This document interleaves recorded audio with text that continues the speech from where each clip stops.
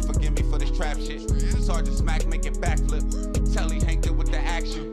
With the vital speaking Spanish. Frank Matthews, how I vanish. Poof.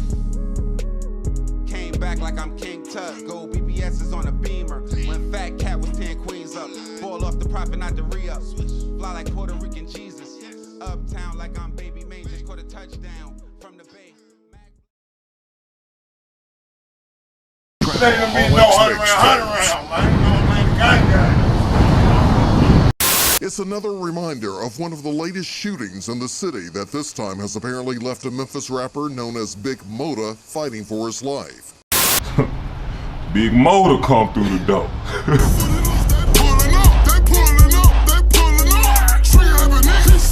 Mota come through the door, man.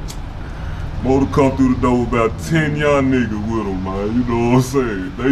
They stupid turned this, you know what I'm saying? So when he see us in the back, he see all the vice lord. He with some young mob niggas. Some of them were vice lord though. Like some of his nephews, he would put them down and shit. You know what I'm saying?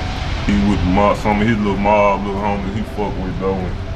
And the little niggas he put down, they young mob and vice lord or whatever. So they see us in the back cartelling. You know, he come straight over there where we at. Didn't say nothing, but we finna terrorize. This was his exact word, bro. We finna terrorize this bitch. This whole ass nigga, he come at you. My loyalty, you wanted my beef.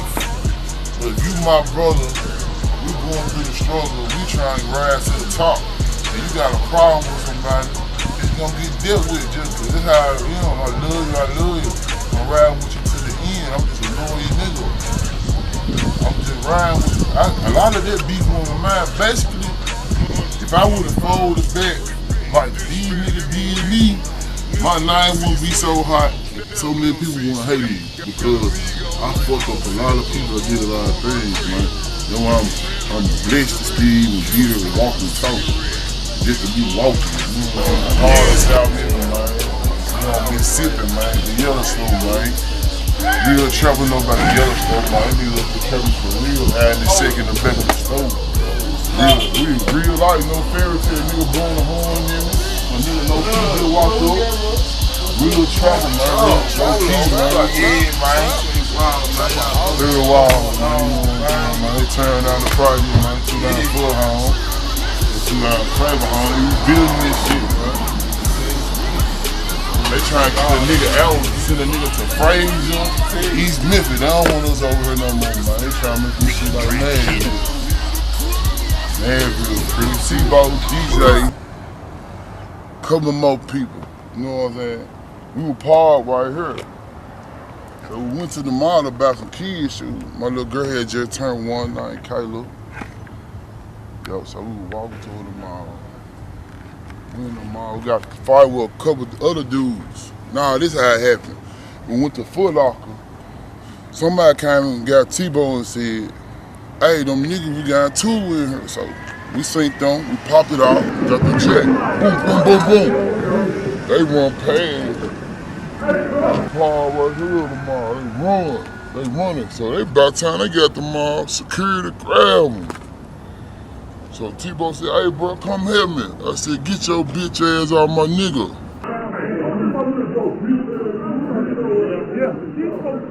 He let him go. He just turned around and shot.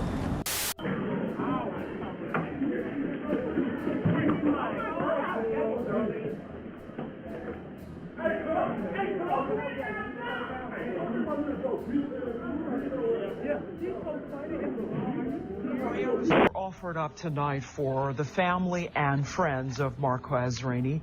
New Bethel Temple hosted a Stop the Violence vigil and rally. The event also focused on freeing Memphis from violent crime. Fox 13's Melissa Scheffler is live in Orange Mound with how the community is trying to help his family. Melissa? Hey, Merle, it's quiet now, but earlier this evening behind these doors at New Bethel Temple, a small crowd rallied around Marquez Rainey's widow. I still got my ass out the mall, so we get in the car. He like, damn, I fucked up. You know, he went right with my way. That's what happened, man. If a nigga feel like I snitch, fuck you. community, a dark-colored car riddled in more than a dozen bullet holes on Chulahoma near Rains. It's another reminder of one of the latest shootings in the city that this time has apparently left a Memphis rapper known as Big Mota fighting for his life. People who live nearby, familiar with his music, but didn't want to be identified, are surprised to hear about the shooting. That's a trip there, man. I mean, he was a good guy. You know what I mean? Cool dude. Memphis police say they responded to a shooting Thursday night in the 4100 block of Chulahoma, where there was a large police presence. Investigators say 2 people were shot, 1 person died Friday morning. Friends tell WREG Big Mota was taken to Regional 1 Hospital with critical injuries. Well, it's just sad to hear this shooting and killing all day, every day. Fans and friends say Big Mota's music was making a name for the artist in the hip-hop community, and they call what happened to him yet another tragic shooting involving a Memphis rapper. Ain't nothing I can say bad about him, you know, but in this city, man, you get some type of shine on you, man, they gonna hate on you, and somebody gonna come at you some kind of way, one way or another. Right now, police are still trying to figure out what led up to the shooting and find the person responsible as neighbors remain on alert. It's scary. You know, because, I got a newborn baby on the way, man, and, gonna be around this way and hearing that type of stuff, man, and that's just, better be more precautious. When I tell you the streets like a lot of niggas, but it don't love nobody, y'all pull up on me in South Memphis with this shit. Hey, it's Ye's Popalot. Salute the almighty mob. So, according to Wire Point reports, Memphis, Tennessee has the highest murder rate of all large U.S. cities in 2023 with and this shit kind of sounds crazy, 63.9 homicides per 100,000 people. And that would be a 38% increase from 2022 when Memphis probably was already the most dangerous city in the U.S. and had upwards of 288 homicides. To some people, I'm sure it sounds like I'm just spitting out numbers sometimes. But a lot of times, using the numbers is the only way I could get some people to truly understand. I previously stated in 2022 that Memphis had 288 homicides, with a population of in between 620 to 650,000. Memphis is not a small city by any means, with more people than a city like Atlanta or even New Orleans. But it is nowhere the size of a city like Dallas, which has 1 million plus people, which in the same year of 2022 had only 214 homicides. Or even San Antonio, for that matter, which has about 1.4 million people, which in that same year of 2022 would have 50 less homicides than Memphis, with 231, and that was a 30-year record high for the city. Shit, to really put it in perspective, you don't even have to leave the state of Tennessee. We can look at somewhere like Nashville, which is considered the biggest city in the state of Tennessee, and with slightly more people than the city of Memphis, it would have almost 200 less homicides, with just over 100 in the year of 2022. And that would be the playing field for Jerren, Big Mota, Rutherford. Now, part of me want to describe him as an aspiring or up-and-coming rapper, but another part of me really want to describe him as the henchman from South Memphis.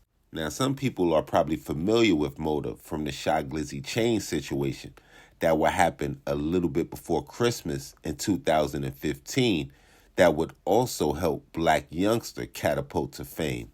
But before all of that, Mota would describe his life growing up in South Memphis as hard.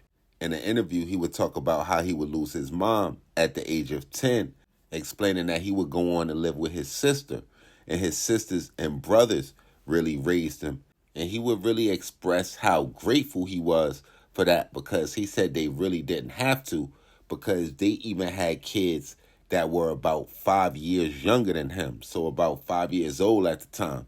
So if you could picture that scenario growing up in a city like Memphis, specifically South Memphis, you could only imagine the streets are going to pick up right where your brothers or sisters left off with no parents. He would talk about a minor relationship with his dad, but you could almost sense the resentment with him talking, saying as an adult how he felt like his father put him in a position to make grown man decisions when he was only 11 years old or so. So with Memphis being what I would call a gang city, with a reported more than 100 plus gangs in the city, it seemed almost automatic that Mota would fall in line with what was going on in the streets.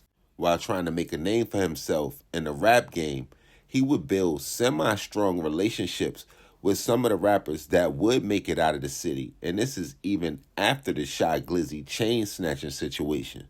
One in particular, Young Dolph, and I even remember a time a few years back where I thought that I would think that's where he would end up. And I might even say I could remember him wearing a pre-t-shirt, especially during the time that we was in, where just like NBA teams do now, trying to stockpile on talent to make a super team, it was rappers stockpiling on goons.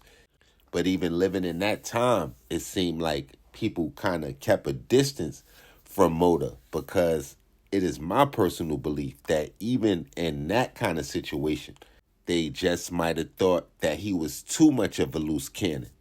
And even in that situation where rappers are dealing with goons, they really want to deal with goons that they could control. They're not dealing with goons that's going to get out of control. Now, I'm not sure the situation surrounding it, but 5 years before the Shy Glizzy incident, Mota would find himself in the middle of a murder investigation when a guy by the name of Terrell Loverson would be charged with shooting and killing a security guard. According to documentation, Mota would end up taking a stand or giving a statement. He would even make a video explaining the situation after the fact, challenging anybody that believed that he might have snitched to come see him. And with Mota being involved in so much shit, with him saying himself he felt lucky to be around and still walking, and with the number of unsolved homicides in the city of Memphis, it's hard to truly say what will happen on October the 27th, 2023, when, according to MPD, 2 men will be driving in a dark-colored car in the Oak Haven section of Memphis, when their vehicle will be fired on, riddling it with more than a dozen gunshots, with even to this day, almost 3 months later, police saying they're still trying to figure out what led to the shooting or find somebody that's responsible. Now, y'all make sure y'all hit the red bell and subscribe button right under this video so y'all know when this real trail spill shit is dropping. Y'all head downstairs, tap it in the comment box. Y'all let me know what cities we need to go to, what stories we need to tell, what we missed, what we got wrong, all of that. Get with me directly. Instagram, Twitter, POP_A_LOT. And as always, South Memphis, we appreciate y'all rolling out the carpet. Y'all know we gonna be back soon. Shades Popalot. Salute the almighty mob.